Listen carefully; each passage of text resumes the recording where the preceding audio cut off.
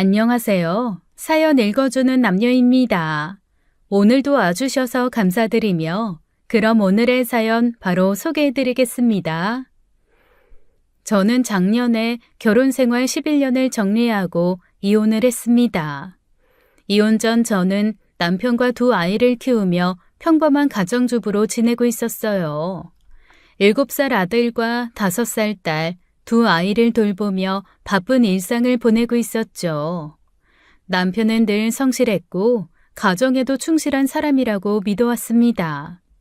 그런데 재작년부터 남편의 행동에 이상함을 느끼기 시작했어요. 의심의 시작은 결혼 10주년 때였습니다. 남편이 결혼 10주년을 기념해서 저에게 작은 상자를 건넸죠. 그 상자 안에는 예쁜 반지가 들어있었습니다. 여보, 결혼 10주년 기념해서 준비한 거야. 마음에 들어? 사랑해. 그리고 고마워. 나와 결혼해줘서. 그리고 우리 애들 잘 키워줘서. 고마워. 생각도 못했는데 너무 예쁘다. 당신, 나 감동받았어. 정말 고마워. 그 순간만큼은 행복했습니다. 남편이 여전히 절 생각하고 있다는 기분이 들어서요. 그런데 며칠 뒤 남편의 서류 가방에서 저는 제가 받은 반지와 똑같은 반지를 발견하게 되었습니다.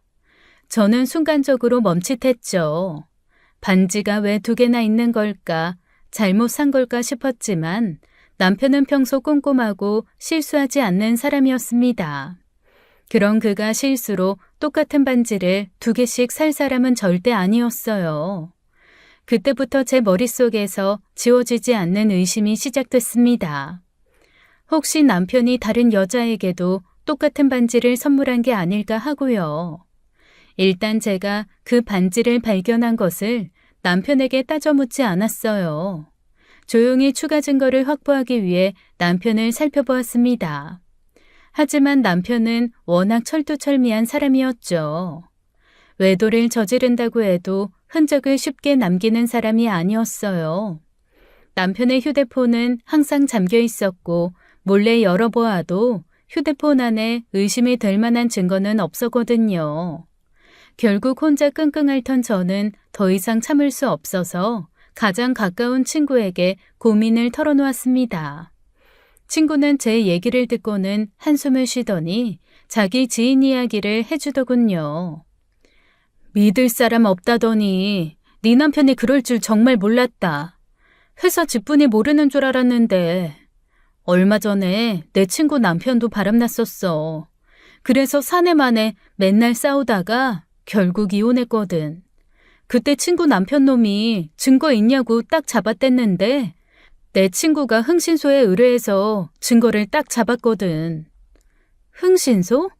그거 막 무서운 사람들 아니야? 문신 있고 사람 협박하고 때리는. 지금이 쌍팔년도니? 그 사람들도 다 비즈니스 하는 사람들이야. 그냥 멀쩡한 일반인들이야. 내 친구도 남편이 증거를 안 남겨서 이혼하는데 엄청 고생했거든. 근데 흥신소에 의뢰하니 그 증거 딱 1달 걸리더라. 그래?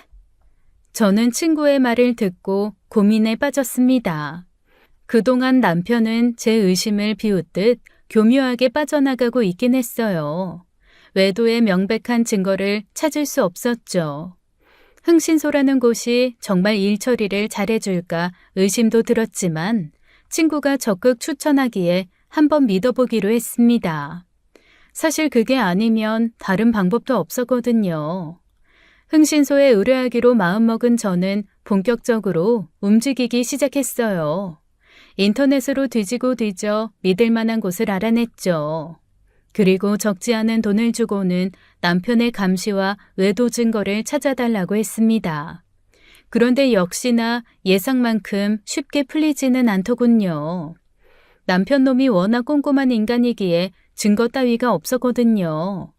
남편 가방에서 우연히 반지를 발견한 게 정말 천운일 정도였어요. 그렇게 몇 달이 지나도 확실한 증거는 나오지 않았습니다. 남편은 그저 회사 집을 오가기만 하고 있었고요. 초조해지더라고요. 내가 잘못 짚었나 싶기도 하고요. 매번 흥신소에서 오는 보고서에는 별 내용이 없었어요. 괜히 돈만 날리는 거 아닌가 싶었습니다. 무엇보다 남편 뒷조사를 하는 저를 볼 때마다 이거 내가 혹시 의부증인가 싶은 마음도 들더라고요. 그렇잖아요. 생각해보니 반지 사건도 그래요. 제게 줄 반지에 이상이 있어 하나 더 주문하고 가방에 있던 반지는 반품을 하려고 가지고 있던 것일 수도 있잖아요. 그러니 제가 오해를 하고 실수를 했다는 생각이 들더군요. 그래서 흥신소에 연락해서 이쯤에서 남편 미행을 그만하라고 말하려던 그날 흥신소에서 먼저 연락이 온 겁니다. 사모님, 찾았어요. 이 증거 잡았습니다. 와, 그 순간 정말 오묘한 기분이 들더라고요. 내가 의부증으로 미친 게 아니었구나 싶은 안도감과 함께 남편의 외도가 현실로 다가왔다는 충격이 한꺼번에 몰려왔어요. 그동안 제 상상 속에서만 머물던 일이 실제로 드러났을 때의 그 충격은 생각보다 훨씬 컸습니다. 흥신소에서 보내온 증거는 남편이 내연녀와 함께 호텔에서 만나는 사진이었어요. 문제는 사진을 너무 멀리서 찍어서 명확하지가 않다는 것이었죠. 사진 속에서 남편은 다른 여자를 껴안고 있었는데요. 남편의 상간녀로 의심되는 그 여자는 제가 알지 못하는 사람이었죠. 일단은 이 상황을 받아들여야 했습니다. 이 사진 한 장이 너무나도 확실한 증거였지만 그 한 장만으로는 이혼 소송에서 충분하지 않을 거라는 생각이 들었어요. 남편에게 이 사진을 보여주며 외도를 따져봤자 말이야 어떻게든 만들어 빠져나갈 방법은 충분해 보였죠. 저는 보다 확실한 추가 증거를 흥신소에 요구했습니다. 이에 흥신소는 이번에 새로운 제안을 해왔어요. 남편의 핸드폰을 복제해 실시간으로 그의 메시지와 통화를 모니터링할 수 있는 복제폰을 만들어 보자고요. 그리고 그 정보를 토대로 현장을 덮쳐보자는 말이었죠. 처음에는 그 제안이 내키지가 않았습니다. 그런 방법까지 쓰기는 좀 그러네요. 그냥 계속 미행하셔서 증거 잡아오시면 안 될까요? 사실 남편분이 꽤나 조심성이 많으신 분이에요. 처음 드린 사진도 남편분이 계속 장소를 옮기셔서 간신히 얻어 걸린 사진이고요. 저희도 이런 제안 잘 안 드리는데 그만큼 상황이 어려운 상황이어서요. 문제가 생기진 않겠죠? 네, 걱정하지 마세요. 저희가 완벽하게 진행할 수 있어요. 저희 한번 믿어보시고요. 다만 남편 핸드폰을 저희가 잠깐이라도 손에 넣어야 해요. 그래야만 만들 수 있거든요. 고민해보고 연락드릴게요. 며칠 고민을 했어요. 그리고 결심을 했습니다. 똥을 치워야 하는데 제 손에 똥 묻는 걸 두려워하면 안 되잖아요. 제 이야기 듣는 분들 중 그렇게까지 해야 하냐고 묻는 분들도 분명 있겠지만요. 그때의 저는 정말 그만큼 절박했어요. 그래서 그렇게 하자고 흥신소에 연락을 했습니다. 복제폰을 만들기 위해서는 남편의 핸드폰을 손에 넣어야 했어요. 남편이 잠을 잘 때를 노려서 몰래 손을 대야 하는 상황이었죠. 저는 그때부터 남편을 주의 깊게 살피기 시작했어요. 틈만 나면 기회를 엿보았죠.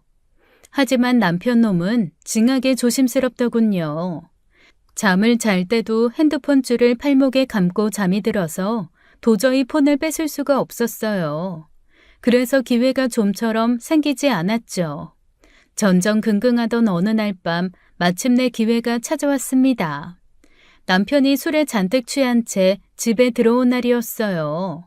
남편에게서 술 냄새가 진동했고 회사 직원 등에 엎여서 집에 오더군요. 결혼 생활 중 이런 날은 정말 처음이었어요. 정말 하늘이 도왔다 싶었습니다. 남편이 술에 취해 완전히 잠들었다는 걸 확인하고 바로 흥신소에 연락을 했어요. 제 연락을 기다리던 흥신소 담당자가 20분 안에 도착할 수 있다고 하더군요. 그때 제 심장은 긴장감에 쿵쾅거리기 시작했습니다. 제발 아침까지 남편이 죽은 듯 자길 바라며 흥신소 직원이 오기를 기다렸죠. 얼마 후 흥신소 직원이 집 앞에 도착했습니다. 저는 손에 넣은 남편 핸드폰을 흥신소 직원에게 넘겼어요. 근데 남편 폰에 비번이 걸려 있어요. 당연하죠. 그 정도는 걱정하지 마세요. 저희 프로입니다. 차 안에서 복제 작업 진행할 거예요. 오래 걸리지 않을 거고요. 직원은 남편의 핸드폰을 받아들고 자신의 차로 돌아갔습니다. 그 짧은 시간 동안 저는 조마조마한 마음으로 기다리고 있었고요. 다행히 남편은 만취해서 깨어나지 못하더군요. 나중에는 저도 살짝 여유가 생겨 남편이 말을 찰싹 때리기까지 했습니다. 이 인간아, 무단 횡단도 안 하는 내가 너 때문에 별걸 다 한다.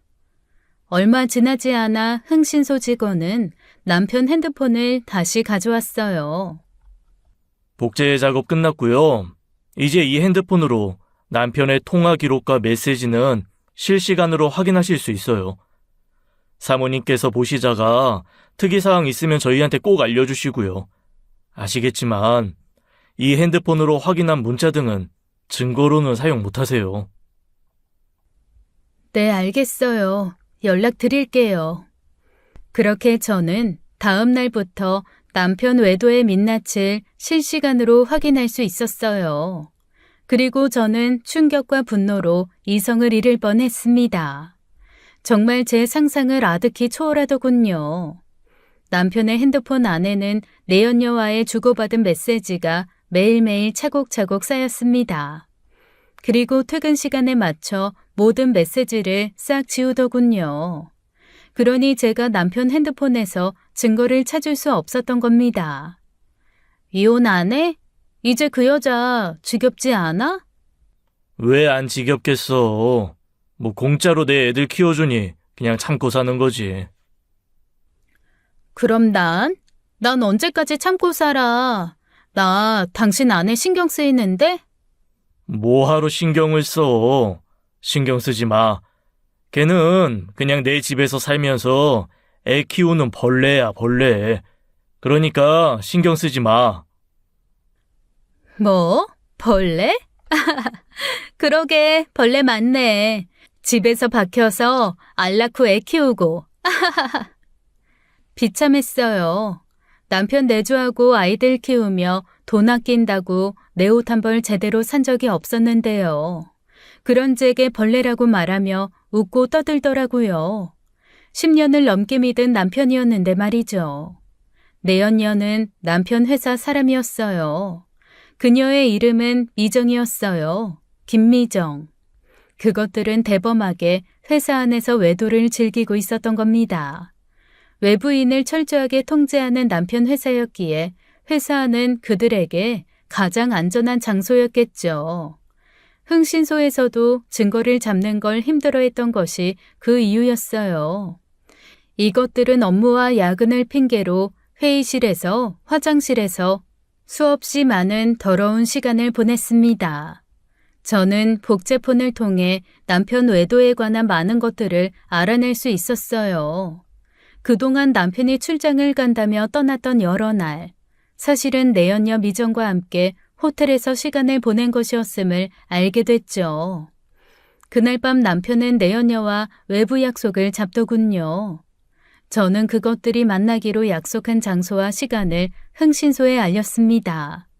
이 모든 것을 덮어두고 조용히 살 생각은 없었어요. 이제 제가 해야 할 일은 명백했죠. 이혼을 준비해야 했습니다. 그것도 아주 시끄럽고 요란하게요. 착하게 살아온 결과가 이 모양이라니. 그렇다면 이제는 미친년이 될 수밖에요. 저는 남편과 내연녀의 관계를 온 세상에 폭로하고 그들에게 책임을 묻기로 했습니다. 저는 다음 날 바로 제 친구에게 도움을 요청했어요. 제 친구가 이혼 전문 변호사였거든요. 애들 유치원과 어린이집에 보내놓고 친구와 이혼 절차와 관련한 이야기를 나눴습니다. 어떻게 이혼 소송을 진행하는지와 그리고 재산 분할은 어떻게 할지에 대해서요. 그때 갑자기 현관문 비번 누르는 소리가 들렸습니다.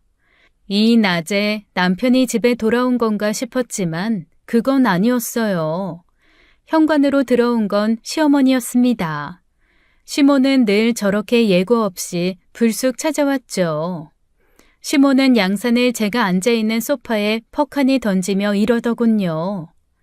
날이 왜 이렇게 덥니? 아주 오는데 땀으로 샤워했다.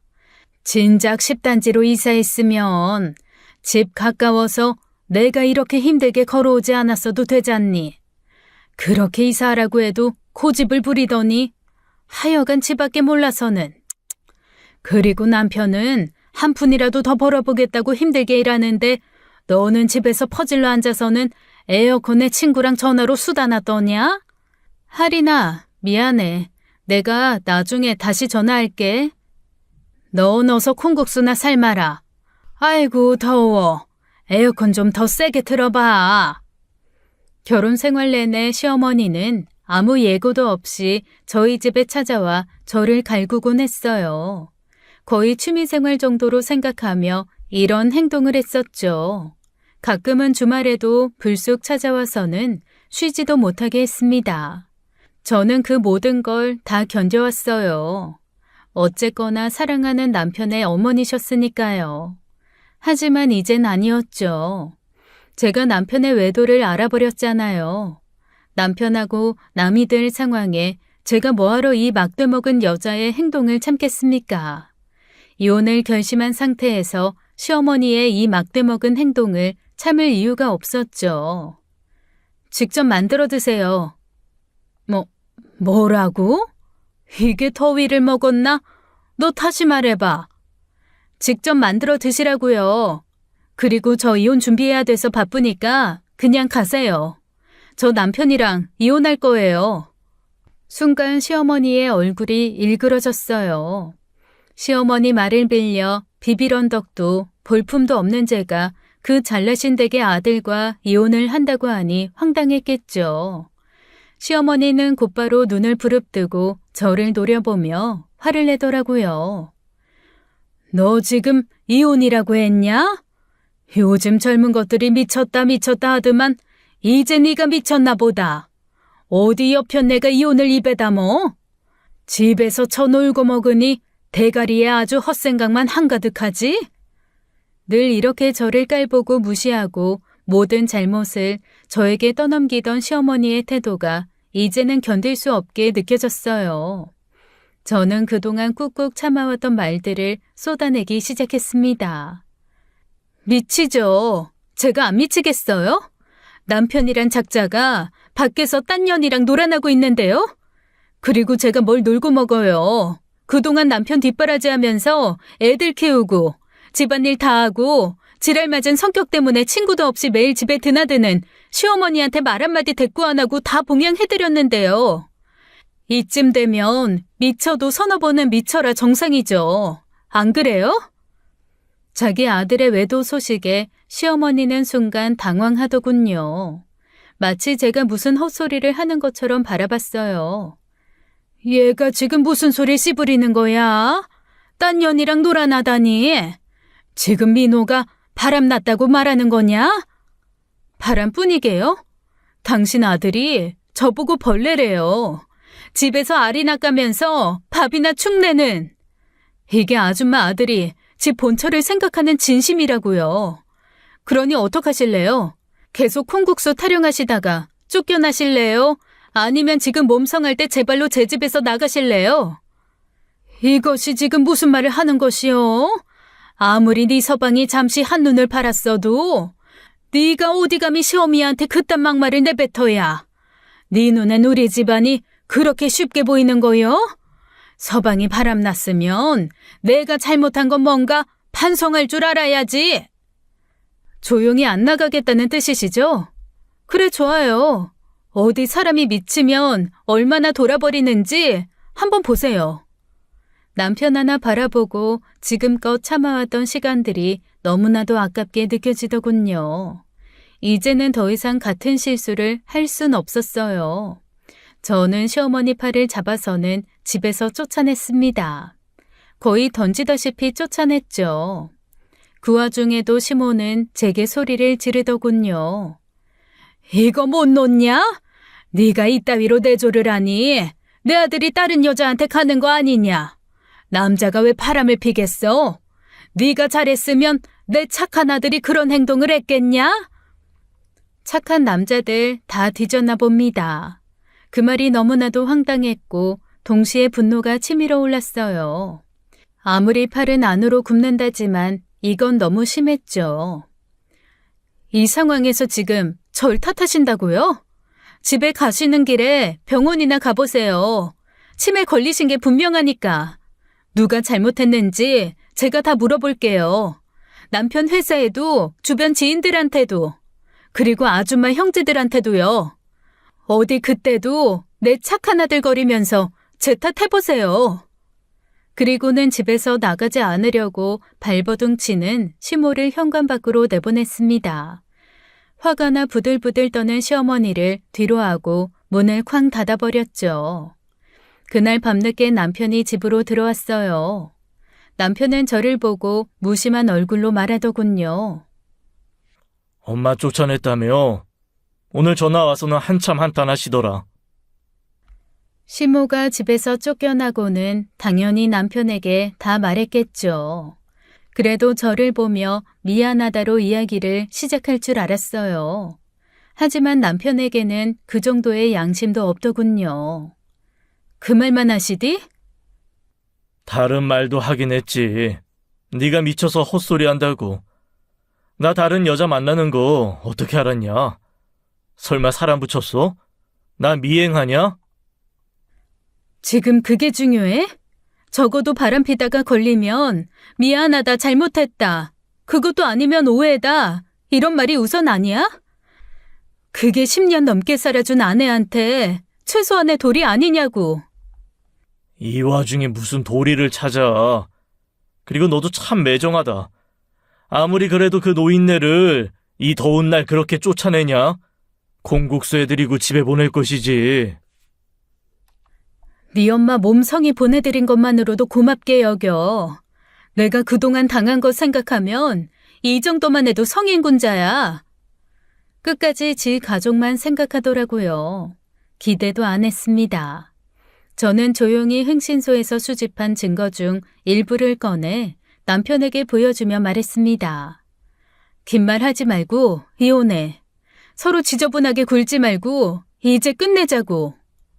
남편은 잠시 제 손에 있는 서류를 본 듯하더니 태연한 표정으로 대꾸했어요. 그래, 그러자. 저는 남편의 그 반응에 분노가 치밀어 올랐습니다. 너한테 정말 질리고 실망이다. 위자료나 잔뜩 준비해. 재산 분할도 제대로 받아낼 거니까. 그러자 남편은 피식 웃으며 정말 말도 안 되는 말을 하더군요. 내가 돈이 어디 있어서 위자료를 주고 재산을 분할하니? 나 돈 없어. 돈 다 날렸어. 남편 말에 저는 순간 어안이 벙벙했습니다. 순간 친구가 했던 말이 떠올랐어요. 이혼할 때 재산 못 빼돌리게 잘 감시해. 재산에 관련된 자료들 다 마련해둬. 보통 이혼 소송 시작하면 재산부터 빼돌리거든. 아, 이 새끼는 이미 오랫동안 나보다 더 준비를 철저히 했구나 싶었어요. 그동안 바람을 피우고 내연녀와 함께 시간을 보낸 것도 모자라 걸려서 이혼당할 것을 염두하고 재산을 빼돌렸을 남편의 철저한 계획이 치가 떨리더군요. 하지만 그 말을 곧이곧대로 믿을 수 없었습니다. 거짓말이 분명했죠. 일단 저는 곧바로 이혼 소송을 준비했습니다. 법이라는 게 괜히 있나요? 아무리 재산을 빼돌리고 숨겼어도 법적으로 찾아내면 다 찾아낼 수 있을 거라 생각했어요. 그래서 변호사 친구에게 말해 함께 이혼 소송을 했습니다. 하지만 남편은 정말 오랜 시간 동안 철두철미하게 이혼 대비 준비를 했더군요. 남편은 사업을 준비하다가 사기를 당했고 그 때문에 모든 재산을 날렸다고 법원에 주장을 했습니다. 참 어처구니가 없었어요. 자기가 사기당한 증거들을 만들어서 보관하고 있을 줄은 정말 상상도 못했습니다. 하지만 저도 이혼 변호사인 제 친구도 남편 말을 믿지 않았어요. 남편 놈이 내연녀에게 재산을 모두 빼돌렸다는 심증이 있었거든요. 하지만 그저 심증만으로는 이혼 소송에서 유리한 위치에 설 수 없더라고요. 증거 재판주의 대한민국에서는 아무리 이놈이 의심되어도 증거가 없으면 아무것도 아니었어요. 문제는 저는 증거가 없다는 것이었죠. 일단 찾을 수 있는 건 모두 찾았어요. 정말 다 뒤져보았습니다. 그런데 정말 남편 말처럼 남편 놈은 땡전 한 푼 없더군요. 통장 잔고도 0이었을 뿐만 아니라 빚까지 있었어요. 심지어 남편 명의의 아파트는 이금융에까지 담보대출을 받아 깡통이더군요. 그동안 난 왜 아무것도 모르고 멍청하게 살았나 후회가 밀려왔습니다. 남편의 교묘한 거짓말에 제대로 당하고 말았어요. 내연녀와 짜고 오랫동안 준비를 했겠죠. 그렇게 저와 제 변호사 친구는 나름대로 자료들을 준비하고 이혼 소송을 했지만 결과는 처참했습니다. 저는 끝까지 남편이 재산을 숨겼다고 주장했지만 제 말은 받아들여지지 않았어요. 증거가 없는 저희 쪽 주장보다는 사기를 당했다는 남편의 주장을 법원에서 믿어준 거죠. 그럴 수밖에 없었던 이유가 있어요. 왜냐하면 남편은 진짜로 사기를 당했다는 증거뿐 아니라 그 사기에 대한 판결문까지 가지고 있었거든요. 남편에게 사기를 쳤다는 그 사기꾼 놈은 남편의 절친이었어요. 친구에게 코인 사기를 당했다고 남편은 말했지만 어이없는 거짓말이 분명했죠. 아마도 뒤로는 친구와 합의를 했을 테고 남편은 그 친구에게 수고비를 주었을 겁니다. 법원에서는 합의를 했고 초범인이 그 사기꾼 남편 친구에게 집행유예를 주었고요. 정말 제가 할 수 있는 건 아무것도 없었습니다. 결국 저는 재산 분할해서 완전히 빈손으로 이혼하고 말했어요. 모든 것이 무너져 내린 듯한 기분이었습니다. 저는 그날 밤 집에 혼자 앉아 상황을 돌아봤어요. 열받는다고 소리치고 때를 써봤자 변하는 게 뭐가 있나요? 그러니 속에서 치밀어 오르는 분노를 차갑게 식히며 냉정을 찾았죠. 제가 이 상황을 뒤집을 방법을 궁리하며 저는 복수를 결심했습니다. 일단 남편이 내연녀에게 모든 재산을 넘겼다는 심증은 있었지만 증거가 없었어요. 그럼 증거만 찾으면 되잖아요. 그래서 흥신소에 다시 의뢰하기 시작했어요. 이번에는 좀 더 깊이 파헤쳐 남편과 내연녀의 관계에 대한 모든 것을 알아내달라고 했습니다. 흥신소는 다시 남편과 남편의 내연녀를 추적하기 시작했어요. 그리고 몇 달이 지나 저는 생각지도 못한 소식을 듣게 되었습니다. 이혼한 이후 남편과 내연녀가 헤어졌다고 하더라고요. 단순히 헤어진 게 아니라 남편이 내연녀에게 버림받았다고 하더군요. 순간 당혹스러웠어요. 지금 대체 뭐가 어떻게 돌아가는 거지 싶었습니다. 그리고 얼마 지나지 않아 딱 알겠더라고요. 남편 놈도 그 내연녀한테 이용당하고 버려졌구나 하고요. 남편은 외도를 걸릴 것을 대비해 내연녀한테 재산을 모두 옮겨두었고 재산이 이동한 증거 또한 완벽하게 없도록 했어요. 계좌이체 같은 건 단 한 건도 없고 오직 현금으로 옮겼겠죠. 그런데 이 사실은 바꿔 말하면요. 내연녀가 남편 뒤통수를 치고 빼돌린 남편 돈을 혼자 가지고 잠수 타도 남편 놈은 그 돈을 자기 돈이라고 주장할 근거가 없다는 거였어요. 와, 진짜 잠시나마 병신처럼 돌아가는 이 상황에 한참을 웃었습니다. 이상하게도 저는 어쩐지 통쾌한 기분마저 들더군요. 남편이 날 배신하고 철저하게 짠 계획이 결국 멍청한 지한테 부메랑이 되어 돌아온 것이었어요. 하지만 그건 그거고 저는 저였습니다. 저도 계속 웃을 수는 없었죠. 어쨌거나 저도 제가 받아야 할 재산을 한 푼도 못 받고 이혼당한 건 변함없는 사실이었으니까요. 저는 흥신소에 다시 문의했어요. 내연녀한테 내 돈을 돌려받을 방법을요. 하지만 흥신소 직원은 역시나 법적인 문제로는 쉽지 않다고 답했습니다. 어렵죠. 법원에서도 이미 판결 났고, 재산 되찾으려면 확실한 증거가 필요한데 그 증거가 있겠어요? 보통 이런 문제는 합법적으로 되찾는 거 사실 불가능해요. 합법적으로요? 그럼 비합법적인 방법은 있다는 말인가요? 당연히 그런 방법은 많죠. 뭐 찾아가서 협박을 하든가 때리든가. 왜 그런 방법들이요? 뭐 아시잖아요. 그런데 저희는 그런 일까지는 하지 않습니다. 정 원하시면 떼인 돈 찾아드립니다. 뭐 이런 사람들 연결은 해드릴 수 있지만, 사모님, 그렇게까지는 하지 마세요. 어차피 이런 사람들 쓰면 수수료 명목으로 받은 돈 대부분 다 가져가요. 저는 그날 밤 혼자 깊은 생각을 하기 시작했어요. 나는 이미 모든 것을 잃었는데 남편도 잃고 돈도 잃고 아무것도 모르는 내 자식들의 미래까지 뺏기고 처참히 밟힌 거잖아요.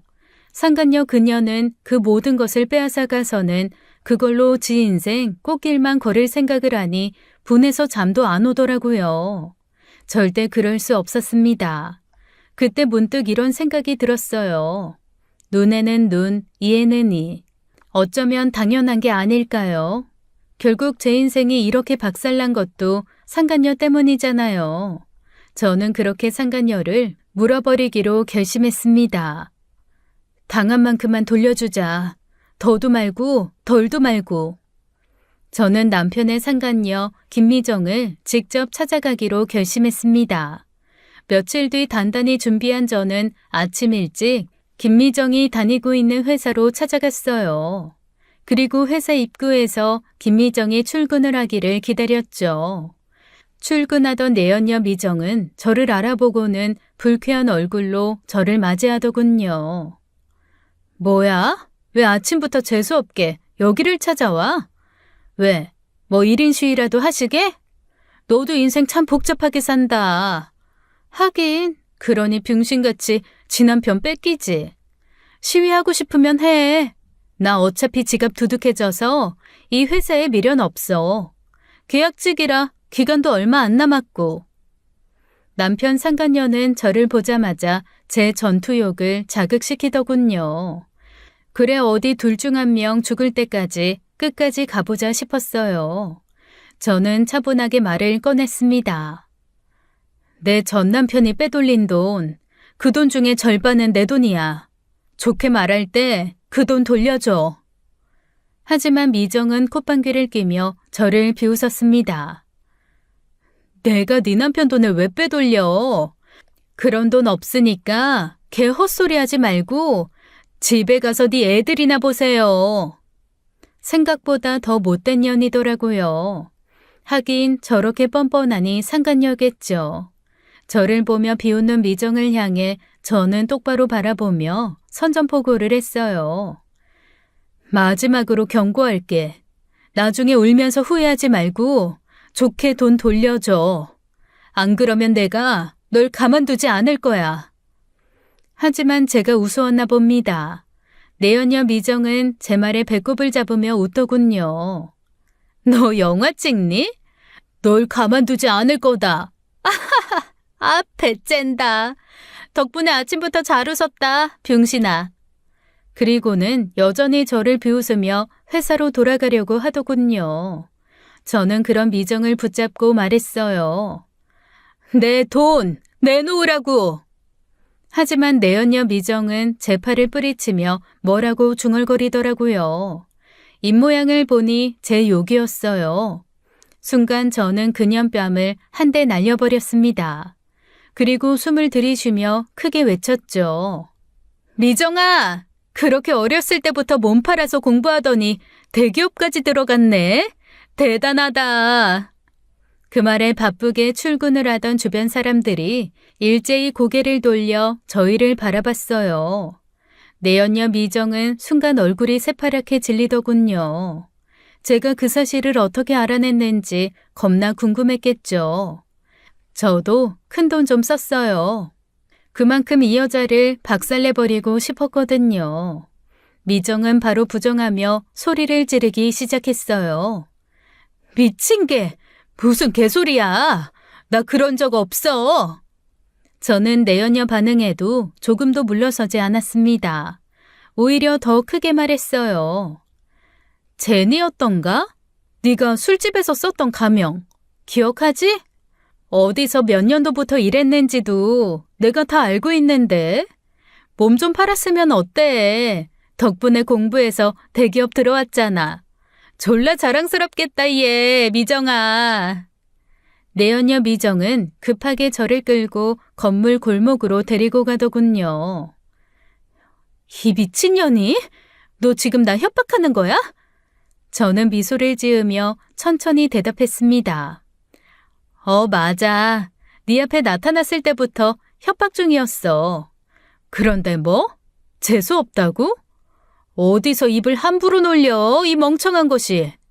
미정은 분노로 가득 찬 눈빛으로 저를 쏘아봤습니다.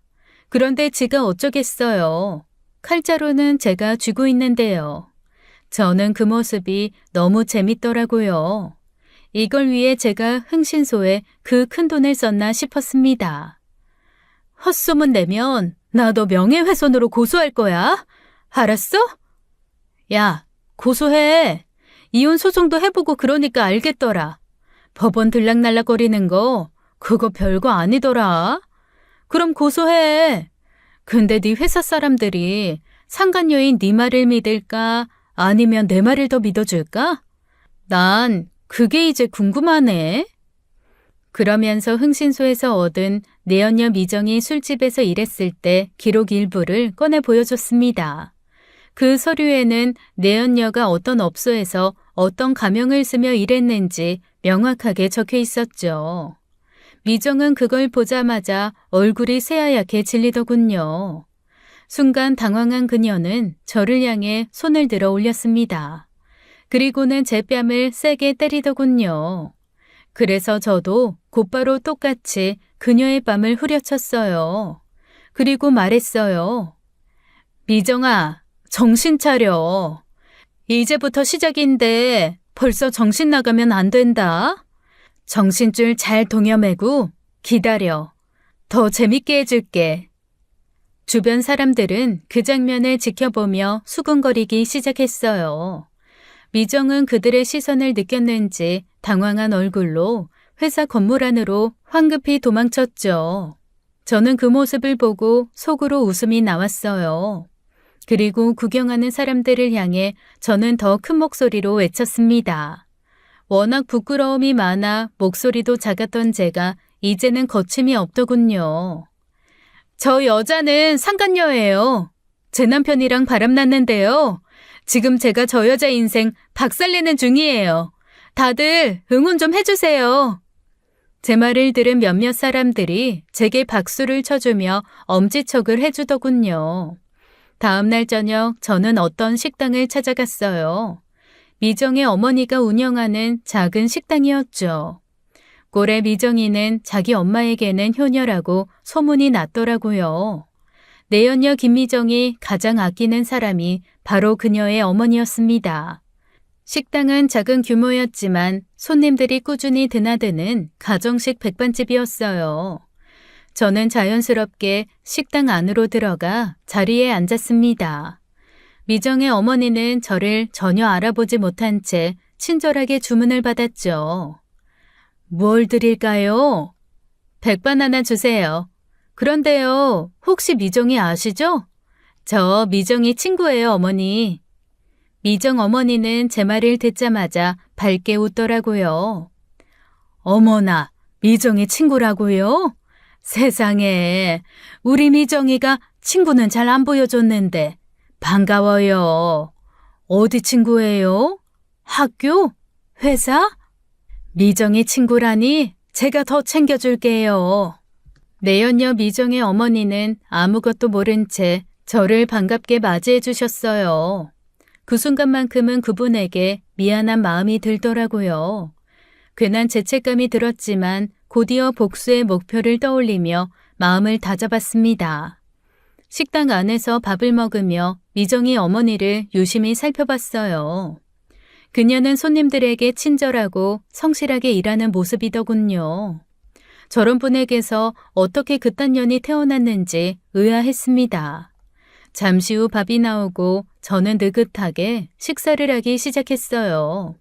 미정 어머니는 제게 맛 좀 보라며 음식도 푸짐하게 챙겨주셨죠. 저는 바로 식당 사진 한 장을 찍어서는 미정에게 보냈어요. 어머니 손맛 좋네. 맛있다. 1분도 안 돼서 제 휴대폰이 울렸어요. 확인해보니 미정이더군요. 내연녀 미정이는 제가 자기 엄마 식당에 있다는 사실을 알고는 기겁해서 전화를 한 거였어요. 하지만 저는 전화를 받지 않고 무시한 채 계속 밥을 먹었습니다. 미정이 얼마나 당황할지 상상만 해도 속이 시원해졌거든요. 잠시 후 갑자기 식당 문이 열리며 미정이 급하게 들어왔어요. 땀을 뻘뻘 흘리는 게 죽어라 달려왔나 보더라고요. 미정은 저를 발견하고는 얼굴이 새하얗게 질리더군요. 미쳤어? 여기서 뭐 하는 거야? 저는 천천히 밥을 먹으며 태연하게 대답했습니다. 보면 몰라? 밥 먹잖아. 그냥 밥 먹으러 왔어. 내 인생 박살내준 상간녀 엄마가 여기서 일한다고 하길래 어떤 분인가 인사나 드리려고. 그 말을 들은 미정은 초조해하는 기색을 보였습니다. 그녀는 자기 엄마를 의식하며 말을 낮추었지만 분명히 겁에 질린 모습이었어요. 미정이 불안해하는 게 느껴지자 저는 천천히 말을 이어갔습니다. 근데 말이야, 네가 그동안 몸 팔아서 돈 벌었던 일을 네 엄마는 알아? 아, 모르시겠다. 그치? 그럼 그 사실을 네 엄마한테 말하면 어떻게 될까? 갑자기 궁금하네. 미친년 같은 이라고. 협박하지 마. 우리 일은 우리끼리 해결해. 괜히 우리 엄마 끌어들이지 마. 미정은 이를 악물며 제게 욕을 했지만 그 말에도 겁에 질린 기색은 감출 수 없었어요. 저는 천천히 그녀를 보며 대답했어요. 싫은데? 어디 그 당당함 어디까지 가는지 한번 보자. 너희 엄마한테 네가 말할래? 아니면 내가 말할까? 그 정도 선택은 하게 해줄게. 그때 저희의 소란에 미정이 어머니가 다가왔어요. 아마도 미정 어머니는 우리가 단순 친구끼리 말다툼을 하는 줄 알았나 봅니다. 왜 이러니? 친구끼리 싸운 거야? 싸우지 마. 저기 아가씨, 미정이가 철이 없어서 그래요. 무슨 잘못인지 모르지만 친구끼리 너그럽게 봐줘요. 미정아, 어서 미안하다고 해. 친구끼리 그러면 안 되잖아. 그 말의 순간 제 마음이 약해졌어요. 이 나이든 어머니가 무슨 잘못이 있을까요? 모든 문제는 딸인 미정이 저지른 일인데요. 그 순간 저는 미정을 바라보며 말했습니다. 들었지? 어머님이 사과하라잖아. 네가 저지른 일에 대해 인정하고 제대로 사과하라고. 하지만 내연녀 미정은 이 순간에도 자존심을 세우더군요. 그저 저를 노려보며 입을 열었어요. 미친년, 내가 너한테 뭘 잘못했는데?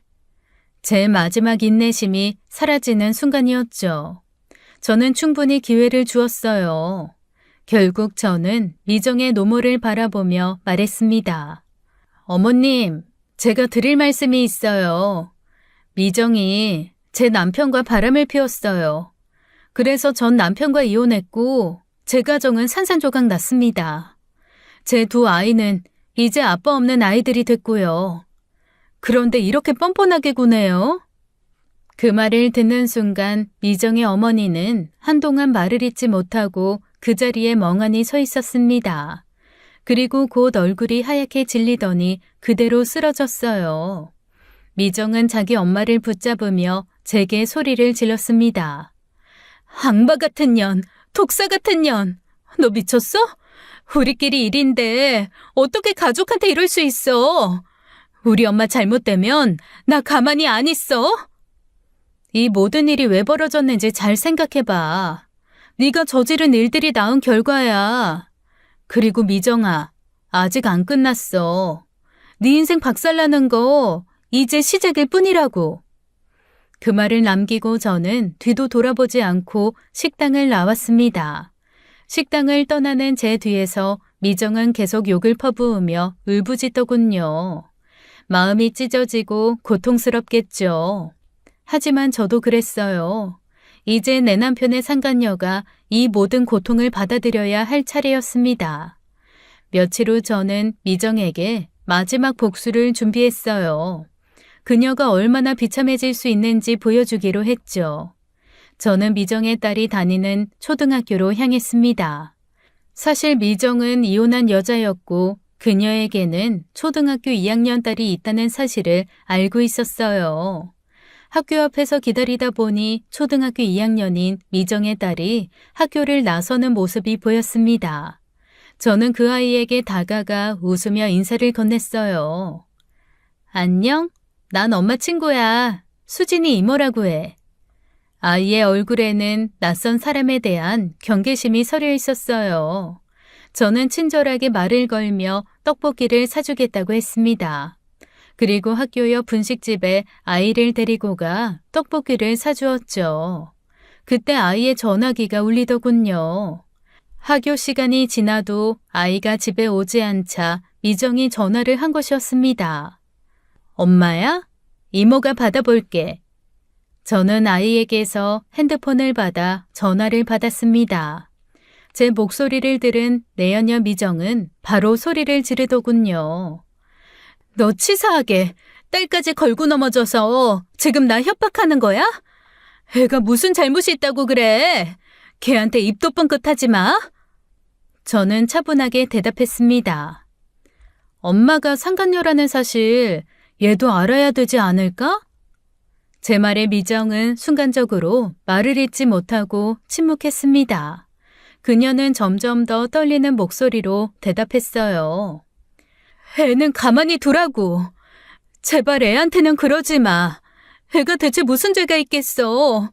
화풀이하고 싶으면 나한테 해. 와서 내 머리채를 잡던 뺨을 때리던 하라고. 애는 아무 잘못 없잖아. 제발 말하지 말아주세요. 그 말을 듣는 순간 저는 소리를 지르고 말았어요. 그럼 우리 애들은? 너 때문에 아빠도 잃고 반지하방으로 쫓겨난 내 애들은 무슨 죄인데? 네가 저지른 일 때문에 내 가족은 산산조각 나버렸는데 대체 내 새끼들은 너한테 무슨 잘못을 한 건데? 잘 들어 미정아. 다른 사람 인생 박살내고 지옥에 떨어뜨릴 생각이었으면 너도 네 인생 박살나고 지옥에 떨어질 각오 정도는 해야 하는 거야. 알아들어? 제 말에 미정은 그제야 조용해졌습니다.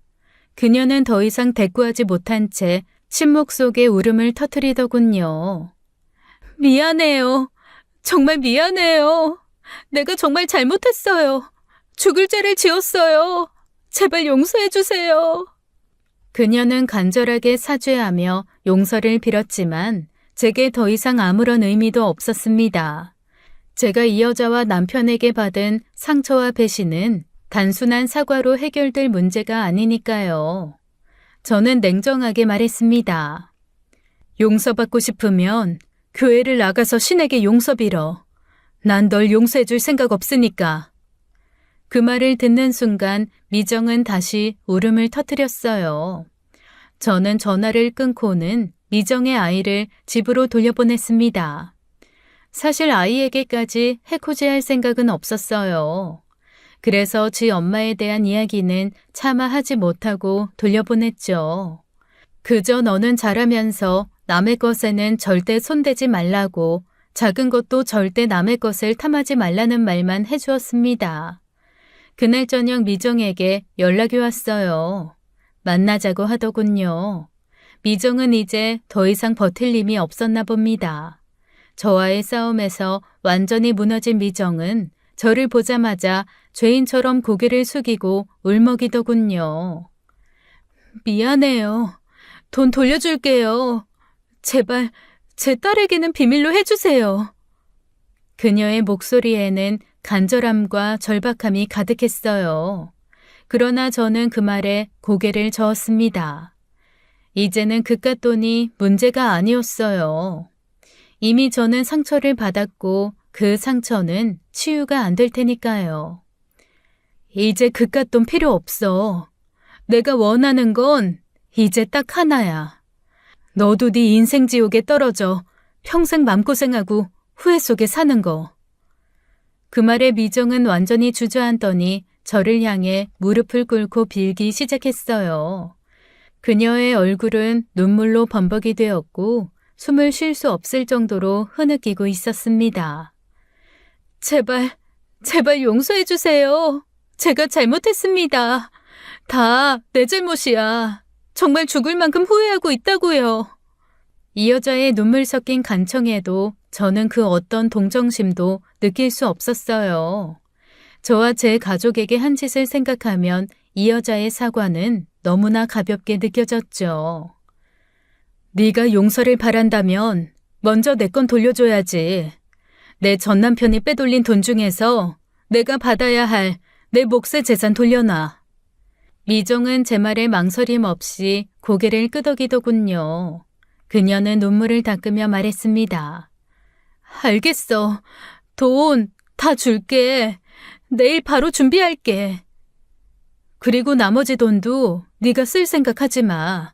보육원 같은 기부단체에 모두 기부해. 당연히 그럴게. 나도 이제 그 돈 보기만 해도 지긋지긋해. 정말이야. 그리고 평생 참여하면서 살아. 보육원 같은 곳 봉사 다니면서 네 잘못 반성하면서 살라고. 알았어? 내가 평생을 계속 지켜볼 거야. 만약 또 허튼 짓 하면서 사는 거 보이면 그때는 네 비밀, 네 자식한테 다 말할 거야. 10년이 지나고 20년이 지나도 네가 가장 행복하게 살아갈 때 내가 갑자기 네 앞에 나타날 거야. 네 딸 결혼식 날이 될 수도 있고 첫 아이를 낳았을 때일 수도 있고 그때 네 딸은 알게 되겠지. 자신의 엄마가 어떤 여자였는지. 알겠어? 제 말에 미정은 무릎을 꿇고는 한참을 울며 알겠다는 말을 되풀이했어요. 머리채를 잡지도 않았고 뺨을 때리지도 않고 저는 제 복수를 마무리 지었습니다. 다음 날 미정은 약속을 지켰어요. 전 남편과 함께 빼돌렸던 돈 중에서 제가 받아야 할 몫을 제게 돌려주었습니다. 그 돈을 받은 순간 저는 모든 것을 되찾았다는 생각이 들었어요. 물론 돈이 전부는 아니었지만 적어도 법적으로 제가 받을 수 있는 보상은 이걸로 마무리되었죠. 그 돈으로 저는 경제적으로도 어느 정도 안정을 찾을 수 있었고요. 미정은 저와 약속한 것처럼 남은 돈은 모두 보육원에 기부도 했더군요. 이후 미정은 계약이 종료된 회사를 그만두었습니다. 그리고 자기 엄마 식당에서 일을 도우며 살고 있더군요. 그리고 일주일에 한두 번씩 시설에 가서 봉사활동을 하는 것도 확인했습니다. 그렇게 미정은 자신의 행동에 대한 대가를 치르며 앞으로도 살아가겠죠. 혹시나 제가 나타나 자신의 자식에게 모든 비밀을 말할까 걱정을 안고 살면서요. 저는 이렇게 씁쓸한 복수를 종료했어요. 원래 복수라는 게 통쾌함만이 남는 게 아니잖아요. 그만큼 저도 악인이 되어야 할 수 있는 게 복수니까요. 하지만 후회는 없습니다.